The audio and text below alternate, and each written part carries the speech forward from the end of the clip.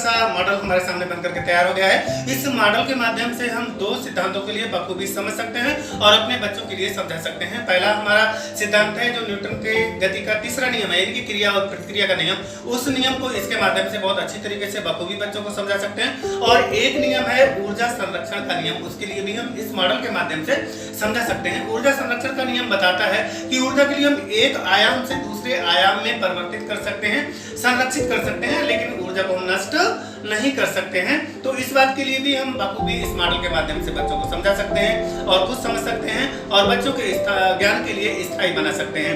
और दूसरा जो नियम था क्रिया प्रतिक्रिया, वो तो समझ ही सकते हैं। तो आइए शुरू करते हैं। हम बच्चों को समझाते हैं कि क्रिया और प्रतिक्रिया का नियम जो हमें बताता है कि जितनी गति से क्रिया की जाएगी प्रतिक्रिया भी उतनी ही गति से होती है। तो इस बात के लिए हम बच्चों को समझाएंगे। कैसे बताएंगे कि देखिए, एक बाल से हम क्रिया कर रहे हैं और इधर हमने देखा एक ही बाल उछल करके आगे आई। जब इधर की बाल लगी थी आपने देखा ये बाल आगे गई थी। अब इसके लिए देखिए मारते हैं तो इधर देखेंगे एक ही बाल आगे जा रही है।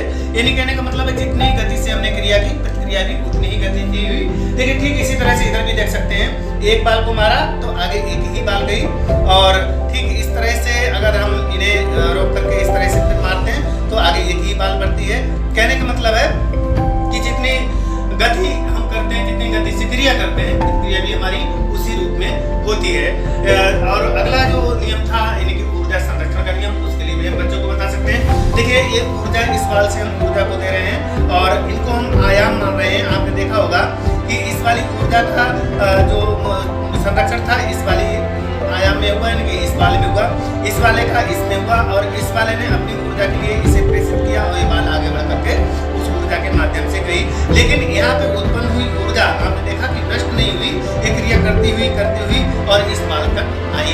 कहने का मतलब है कि इस तरह से हम बच्चों को सिद्ध करा सकते हैं कि ऊर्जा को हम नष्ट नहीं कर सकते, ऊर्जा को हम विनष्ट नहीं कर सकते, उसे समाप्त नहीं कर सकते, बस उसे एक आयाम से दूसरे आयाम में प्रेषित कर सकते हैं, भेज सकते हैं, संरक्षित कर सकते हैं। तो ऐसे सुंदर सा मॉडल है और ऐसे ही सुंदर से मॉडलों को जानने के लिए, ऐसी ही नई नई जानकारी के लिए आप हमारे साथ बने रहिएगा।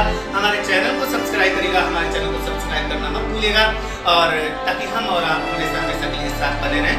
और आपको देखने के लिए आपने हमारा चैनल देखा, हमें प्रोत्साहन दिया, इस बात के लिए आपका बहुत बहुत धन्यवाद।